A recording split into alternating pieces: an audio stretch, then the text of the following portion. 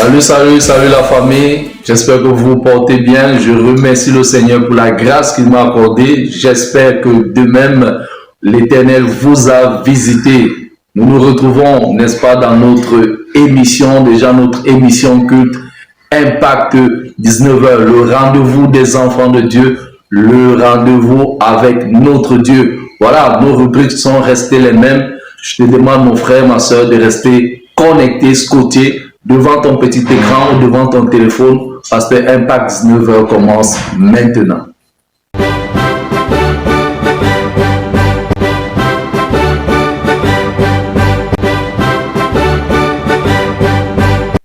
Oui, chers amis, bienvenue à cette première rubrique de notre émission Instant d'adoration. Oui, c'est la rubrique où on met, n'est-ce pas, en lumière certaines personnes qui chantent, c'est un groupe, c'est un jeune qui chante pour la gloire de Dieu. Et ce soir, nous avons l'honneur de recevoir un groupe chrétien qui vient de la Zimbabwe, les Shower Power.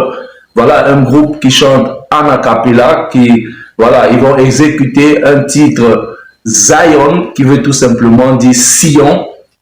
Voilà, le message est clair. J'irai à Sion. Voilà, tout simplement. Est-ce que toi aussi tu voudrais aller à Sion? Donc, écoutons tout simplement le chant et on se reprend tout juste derrière.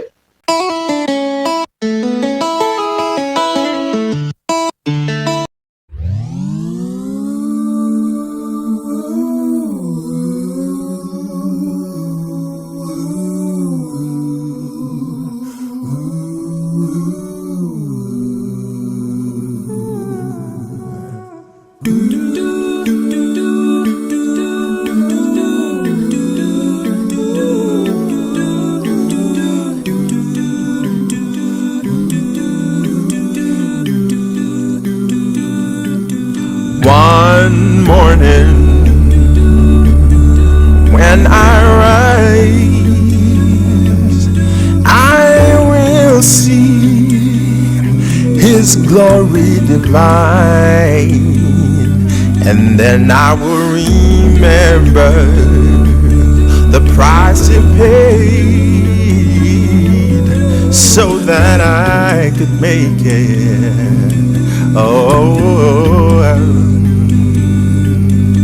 I will lift my voice, I will lift my hands and say glory, hallelujah, to the King of Kings. Praise to the Holy One, praise to the Mighty One, who love has done it again. Ooh. We're going to Zion, oh, Zion,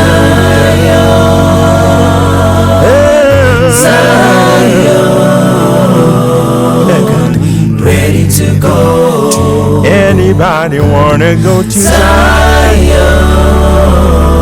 going home Zion, to Zion, Zion, ready to go. We're marching upwards to Zion. It's a beautiful Zion. Goodbye death, goodbye sickness, goodbye suffering. Oh, victory in the name of Jesus. The dead in Christ shall live again. The blind and the lame shall be made whole, to celebrate the victory of the mighty Son of God. Praise to the Holy One, praise to the Mighty One. Oh, love has done it again. We're finally going home. We're going to Zion. Going home to Zion. We're gonna make it home. Zion.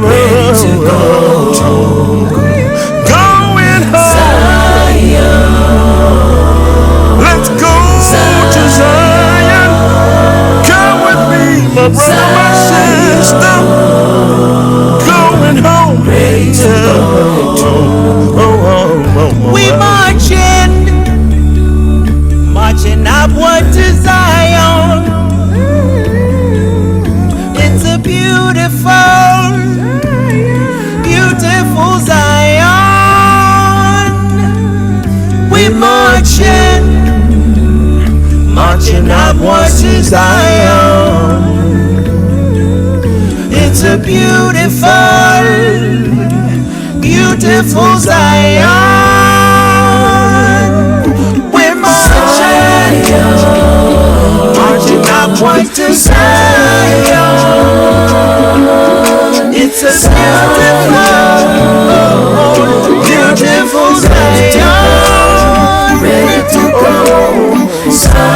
We're marching up to Zion. Let's go to Zion. We're going up to Zion. We're going home. We're going to Zion. The Master is here for us. Ready to go. Take us home.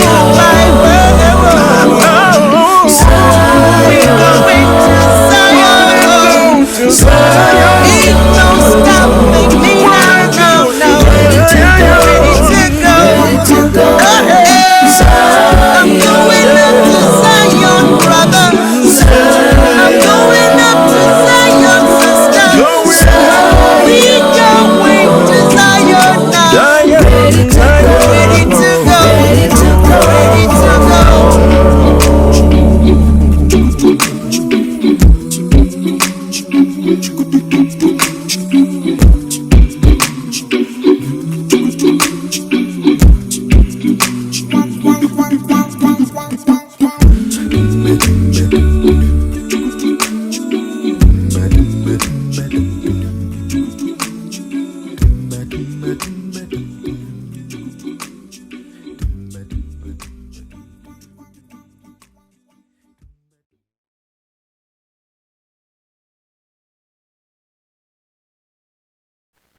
Oui, nous remercions le Seigneur pour cette belle mélodie proposée par le groupe a cappella Shower Power. Que Dieu les bénisse et que Dieu continue à les inspirer pour des belles mélodies. Oui, nous arrivons comme ça à la deuxième rubrique de notre émission, la rubrique Graines de sagesse.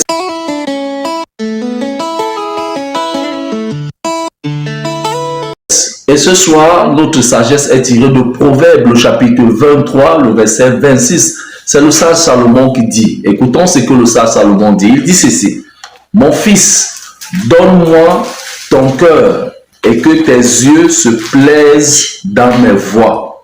Mon fils, donne-moi ton cœur et que tes yeux se plaisent dans mes voies. Voyez-vous, dans ce verset, Dieu ne demande ni notre argent, ni nos talents, ni même nos œuvres en premier lieu. Il demande notre cœur, car lorsque le cœur appartient à Dieu, les pensées, les paroles et les actions suivent naturellement le bon chemin.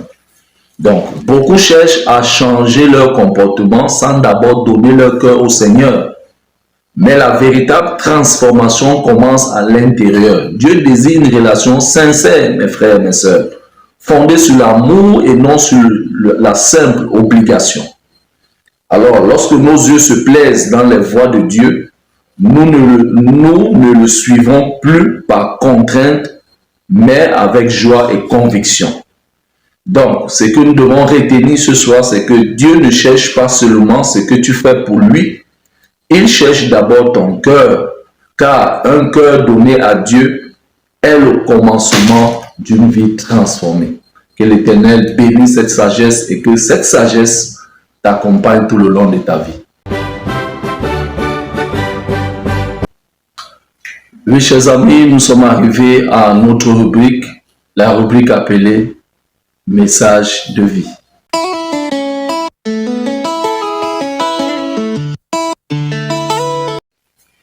Chers amis, nous bénissons le Seigneur et que l'Éternel bénisse chacun d'entre vous, vous qui êtes connectés, qui suivez la parole de notre Dieu. Aujourd'hui, l'Éternel veut nous interpeller sur un fait, sur une valeur que beaucoup aujourd'hui négligent, le fait d'être fidèle à notre Dieu. L'Éternel recherche des hommes et des femmes fidèles, des hommes et des femmes avec qui il voudrait travailler. Des hommes et des femmes avec qui l'Éternel veut démontrer toute sa puissance, tout son amour, toute sa grâce. Alors on nous raconte l'histoire d'un jeune homme qu'on appelait David. Il était bien évidemment dans un village. C'était un jeune homme qui, voilà, il était dans une famille modeste, voilà, modeste, mais il était travailleur. Et l'histoire nous dit que chaque matin, David se levait très tôt et allait vendre les fruits au marché pour aider sa maman, voilà, sa maman qui était infirme, voilà, elle n'arrivait pas à marcher et tout ça des pieds. Il allait au marché, il aidait, n'est-ce pas, sa maman à vendre tous ses fruits. Chaque matin, il était vraiment assidu à cette tâche, combien difficile, mais il gardait le sourire. Il avait un objectif dans la tête, il savait ce qu'il était en train de faire. Alors, un jour, un homme riche du village, voilà, passait comme ça devant la table de David, devant son étalage, et il observait comment David était en train de vendre. Voilà, il avait déjà observé ce jeune homme qui était là tous les jours, voilà, avec, il était souriant, voilà, il jouait avec tout le monde, il était aimant avec tout le monde. Et il a remarqué que David, voilà, rendait toujours correctement la monnaie, même quand les gens, voilà, ne regardaient pas ce qu'il faisait, mais lui, il rendait toujours la monnaie. Même quand les clients ne faisaient pas attention, il rendait correctement la monnaie. Et intrigué par cela, l'homme riche va lui demander, mais pourquoi tu es aussi honnête alors que les gens ne te surveillent même pas? Comme tous les commerçants, tu peux parfois, voilà, quand quelqu'un est distrait, rembourser, donner un faux billet, voilà, donner pas la totalité et autres. David va sourire, n'est-ce pas, à la question de cet homme riche. Il va dire quelque chose de fondamental. Il va dire à cet homme riche, il est vrai que les hommes ne me voient peut-être pas, mais Dieu, lui, me voit constamment.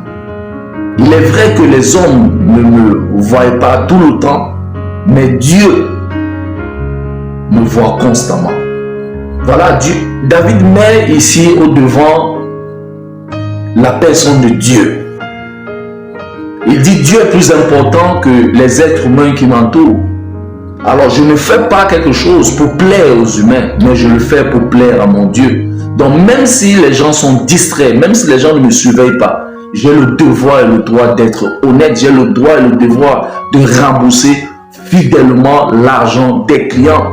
Oh, l'homme riche fut touché par cette réponse de David. Et quelques jours plus tard, il va repasser devant l'étalage de David et il va lui proposer de venir travailler dans son entreprise parce qu'il dit, j'ai besoin des hommes comme toi à mes côtés pour faire grandir mon entreprise. Et David va bien évidemment accepter. C'était une bénédiction, une grâce de Dieu. Voilà, et David, quelques temps plus tard, on va voir la différence dans son travail, sa manière, son abnégation. Voilà, le zèle qu'il a toujours eu, la fidélité et l'honnêteté dans le travail. Il va très vite gravir les échelons. Mais voilà, ce qui est très étonnant ou voilà, la partie la plus forte même de l'histoire, c'est la déclaration de David quelques années plus tard. David va raconter, il va dire ceci. Ce n'est pas quand je suis devenu un homme important que j'ai commencé à être fidèle. C'est pas quand, n'est-ce pas, je suis devenu un homme important que j'ai commencé à être fidèle. J'étais fidèle quand personne ne connaissait même mon nom. J'étais fidèle quand personne même ne connaissait qui j'étais. Oh là là. Je n'ai pas attendu d'avoir la lumière sur moi. Je n'ai pas attendu d'être une célébrité. Je n'ai pas attendu d'être une personne reconnue pour pratiquer ma fidélité. J'étais déjà fidèle, même quand j'étais un anonyme, même quand personne ne faisait attention à moi. Moi, j'étais déjà fidèle parce que l'important, c'est de servir son Dieu là où on se trouve. Oh, chers amis, Dieu regarde d'abord le caractère. Dieu ne regarde pas autre chose. Beaucoup veulent les grandes bénédictions. C'est légitime de vouloir des grandes bénédictions, mais Dieu observe notre fidélité dans les petites choses. Voyez-vous, vous savez ce que Jésus lui-même l'a dit dans Luc le chapitre 16, le verset 10. C'est Jésus qui dit, celui qui est fidèle dans les petites choses, le seras aussi dans les grandes choses. Si tu es fidèle dans les petites choses aujourd'hui, tu le seras dans les grandes demain. Donc Dieu regarde d'abord le caractère de l'humain. Il regarde l'intérieur de chacun d'entre nous. Et David l'a prouvé. Il n'a pas besoin d'être dans la lumière et d'être ce qu'il est pour commencer à présenter ses valeurs. Il les avait. Et certainement, je voudrais tirer un coup de chapeau à sa maman, à ses parents, qui certainement, depuis son enfance, lui ont inculqué des valeurs chrétiennes, des valeurs qui sied à la volonté de notre Dieu. Voyez-vous, même dans la Bible, avant Goliath, avant la gloire de Goliath, le jeune David gardait les brebis. Avant le palais, le jeune Joseph, qu'est-ce qu'il faisait? Il était esclave chez Potiphar, il était esclave, il était même emprisonné.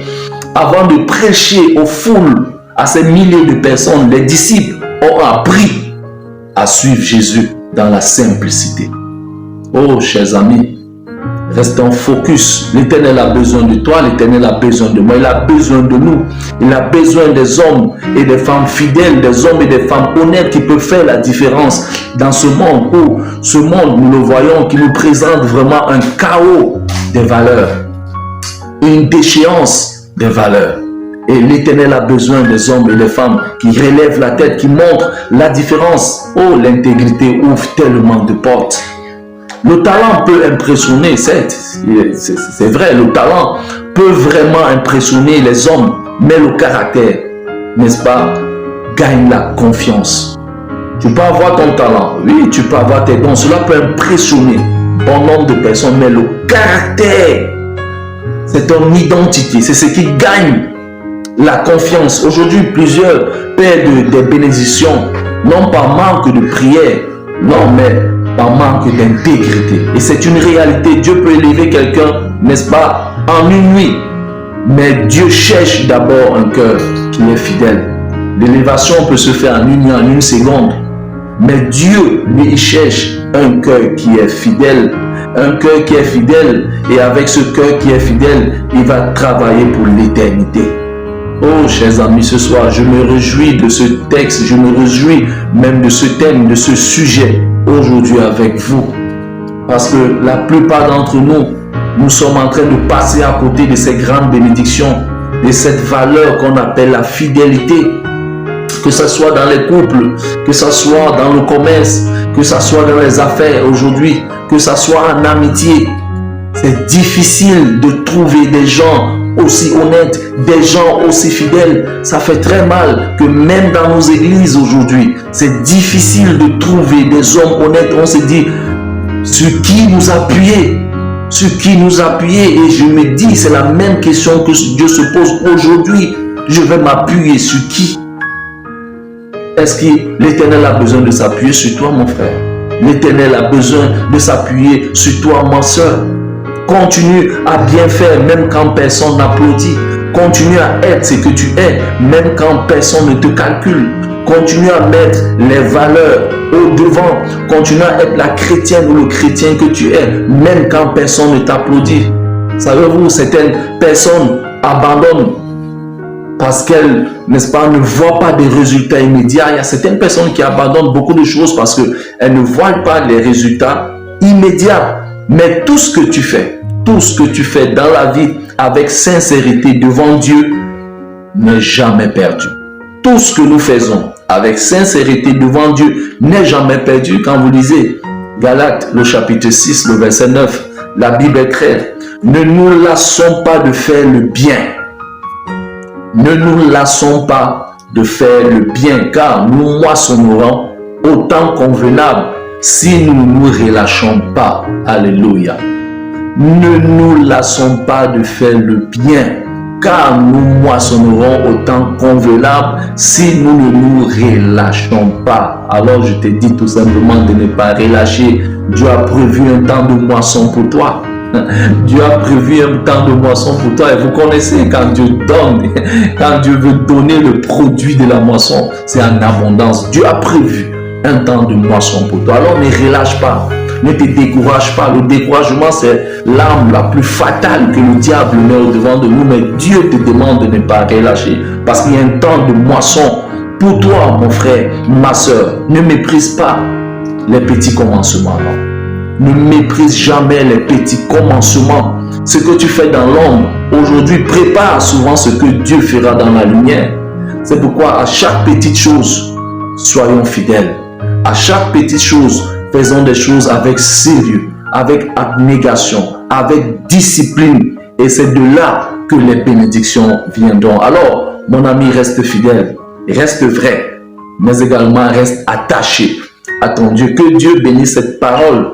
Et sache une chose, une petite fidélité aujourd'hui peut devenir une grande destinée demain. Une petite fidélité aujourd'hui peut devenir une grande destinée demain. Alors, que Dieu te bénisse et que Dieu fasse de toi un homme et une femme fidèle pour son œuvre. Au nom puissant de Jésus. Amen.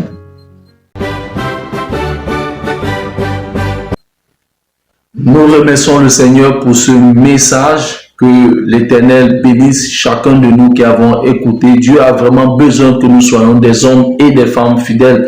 Alors nous sommes arrivés comme ça à la dernière rubrique de notre mission, la rubrique appelée « Cœur en prière ».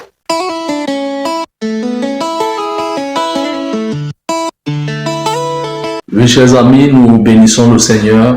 Le Seigneur a besoin que nous puissions prier. Pour ça, je vais te demander, mon frère et ma soeur, de rester dans l'esprit de la prière, de rester concentré, de baisser la tête si tu le peux, voilà, de prendre la position qui t'est convenable et d'humilier ton âme parce que c'est le moment de la prière. Et nous allons prier afin que Dieu fasse de nous des hommes et des femmes fidèles pour la gloire de son nom. Éternel, notre Dieu, notre Père, que ton nom soit glorifié. Que ton nom soit béni. Merci parce que tu nous aimes. Merci parce que tu nous protèges. Merci parce que tu nous donnes l'occasion, cette occasion de venir parler, cette occasion de venir tout déballer, cette occasion de verser nos larmes au devant de toi. Seigneur, nous ne sommes rien sans toi et nous avons besoin de toi au quotidien. Nous sommes des pauvres pécheurs, nous avons besoin d'être pardonnés, nous avons besoin d'être couverts par le sang précieux de Jésus. Je te prie au nom puissant de Jésus que mon frère qui est en train de prier, ma soeur à l'instant qui est en train de prier, moi-même, que nous recevons par ta grâce le pardon de nos péchés. Que s'il te plaît, ta miséricorde soit au-dessus de ta colère, parce que nous ne méritons rien, c'est bien sûr, et nous sommes conscients de cela. Notre Dieu, notre Père, d'un don déversé à chacun d'entre nous le sang de Jésus-Christ. Purifie-nous, Seigneur. Lave-nous afin que nous devenions plus blancs que la neige. Mon Dieu, mon roi, nous te glorifions parce que tu nous as lavés. Nous te glorifions parce que tu nous as pardonnés. À cet instant, Seigneur, nous venons parce que nous reconnaissons que nous sommes infidèles. Et que toi, tu as besoin des hommes et des femmes fidèles. Quand nous regardons nos vies, nous avons pratiqué l'infidélité. Nous regardons nos vies, dans toutes les choses, il y a de l'infidélité. Dans l'amitié, nous sommes infidèles. Même dans la spiritualité, nous sommes infidèles. Seigneur, nous venons afin que tu restaures la fidélité en chacun d'entre nous. Ta parole, Seigneur, le dit clairement. Celui qui est fidèle dans les petites choses, l'est aussi dans les grandes. Celui qui est fidèle dans les petites choses, le sera aussi dans les grandes. Les petites choses même nous échappent. Seigneur, nous témoignons de cette infidélité même à travers les petites choses. Nous ne sommes pas organisés. Nous sommes négligents en beaucoup de choses. Et cela, Seigneur, nous éloigne un peu chaque jour de toi. Et je suis venu, Seigneur, pour te supplier de rétablir la fidélité en chacun d'entre nous. De nous donner la force d'être disciplinés dans les petites choses. De considérer tout ce qui te concerne, Seigneur. De prendre cela en considération. Parce que beaucoup de choses, nous négligeons. Et cela, Seigneur, va se traduire également dans les grandes choses. Mon frère, ma soeur qui est de l'autre côté, certainement vit la même chose. Et ensemble, nous te supplions, Seigneur, de faire de nous des hommes fidèles parce que toi, tu es fidèle. Tu es fidèle. La Bible dit, si nous confessons nos péchés, il est juste et fidèle pour nous pardonner. Donc, tu es fidèle. Donc, si nous sommes à toi, nous devons être fidèles. Si nous sommes en toi, nous devons être fidèles. Et nous sommes en toi, Seigneur. Mais l'infidélité a pris le dessus. Je te prie au nom puissant de Jésus. Nous sommes aussi l'œuvre de tes mains. Nous sommes l'œuvre de tes mains. Ne nous abandonne pas. Rétablis en nous la fidélité. Que nous soyons comme un parfum de bonne odeur devant de toi. Que Seigneur, là où le monde présente l'infidélité, que nous présentons la fidélité. Là où les gens sont malhonnêtes, que nous présentons l'honnêteté. Notre Dieu, notre Père. Merci d'avoir accepté cette prière. Non pas parce que nous méritons quelque chose, mais parce que nous avons prié. Et nous avons prié au nom puissant de Jésus-Christ. Amen. Oui, chers amis, nous bénissons le Seigneur parce qu'il a été avec nous durant cette émission. Je crois que nous ressortons de cette émission étant bénis. Vraiment que Dieu vous bénisse, que Dieu continue à accomplir sa grâce dans vos vies. Voilà, l'émission est finie pour cette fois. Mais comme je le dis souvent, voilà, partagez, likez, commentez, abonnez-vous pour donner beaucoup plus de force à cette émission. Et voilà, ça va permettre aussi à ceux qui ne sont pas encore abonnés, voilà, d'entrer en contact avec cette émission pour être aussi bénis de notre Seigneur.